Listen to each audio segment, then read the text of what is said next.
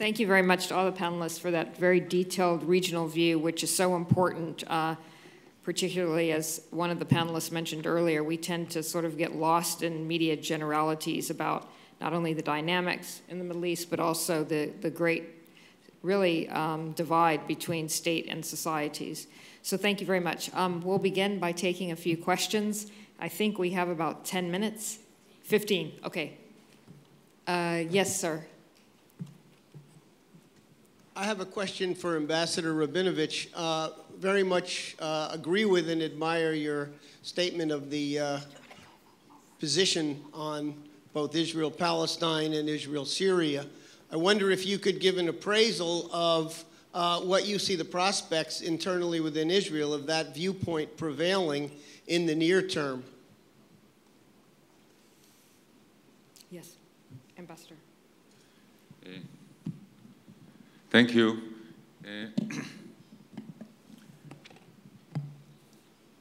Since some of my co-panelists have mentioned the difference between government and society, decision-making and public opinion, Israeli public opinion in this regard is an interesting case.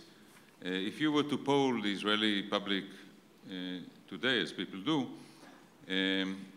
and ask them about withdrawal from 94% of the West Bank and a land swap, and withdrawal from the Golan Heights in return for a cold peace with Syria, probably 70% would be against. If a government manages to negotiate either agreement within these contours and presents the public with a fait accompli, with a done deal, it would get 70% in a referendum, or it would win an election if it were to run on an election in order to ratify or get support for this agreement. So right now, we have a right-wing government struggling with these issues, and we have a public that in referenda or public opinion polls votes 70% against. Nor do we have simple partners to negotiate with.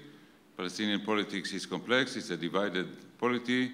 Syria says that it wants to make peace, but it wants to keep all options open, including the relationship with Iran and Hezbollah. The US sponsor has been preoccupied until a couple of days ago, so it was not a good time for the peace process. I very much hope that the administration will decide on whatever calculus that it wants to become even more active than it was in the Middle East before and move the peace process.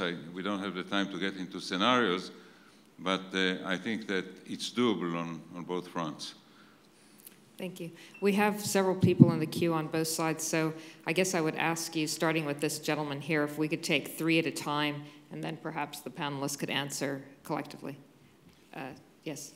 My question is specifically about Yemen. I guess it has a multifaceted security problem, and the Saudis are certainly involved. The U.S. is increasingly involved. The government has often commented that there's a sort of a dark foreign hand that's involved with a Shiite affiliated tribal rebellion in the north. And I guess I'd be curious to know what's Iran's play in Yemen, and how does that fit into their larger regional strategy?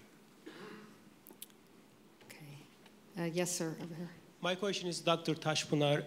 I'd like to build on what Dr. Talhami said about today's Prime Minister Erdogan. On the one hand, Turkey is viewed, as you described, having the best democracy ever in the history. On the other hand, such as freedom of press, Turkey's ranking is decreasing sharply in recent years. And also, Erdogan is being viewed as an authoritarian leader in the world.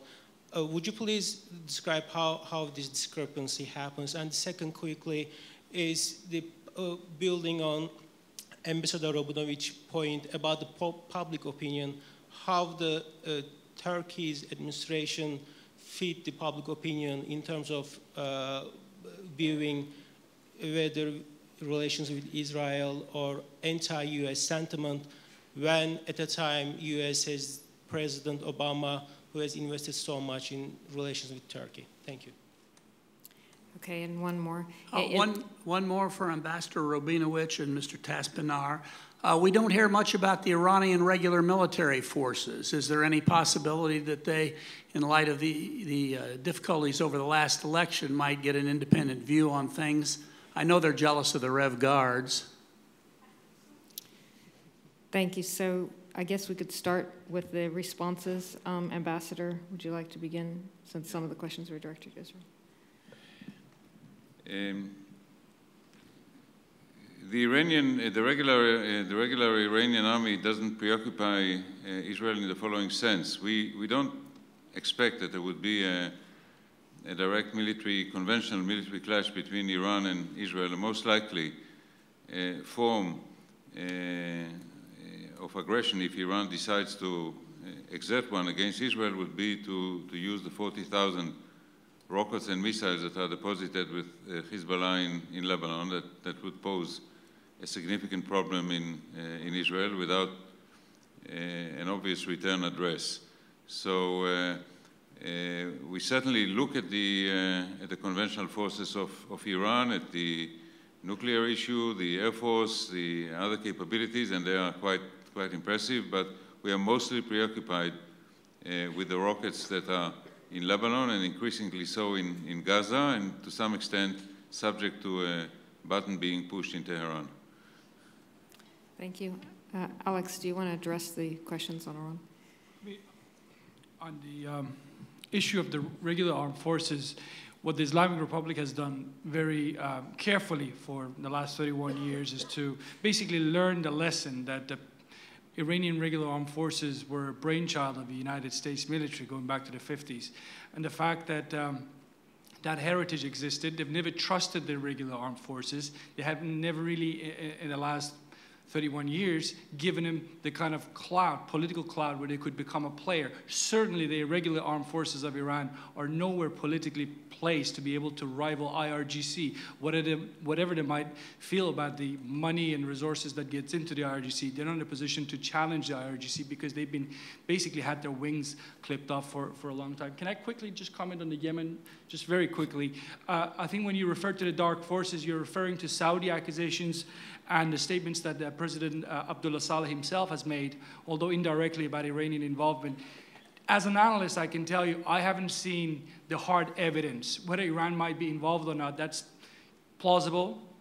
But I can say the Iranian-Yemeni connection is weak at best. The 12 al-Jafari Shias and the Zaydis of Yemen really don't have much in terms of historical affinity. Certainly one could not make the comparison between the Hezbollah of Lebanon and the Iranians. I mean, the connection just doesn't even deserve a comparison because they're so distinct.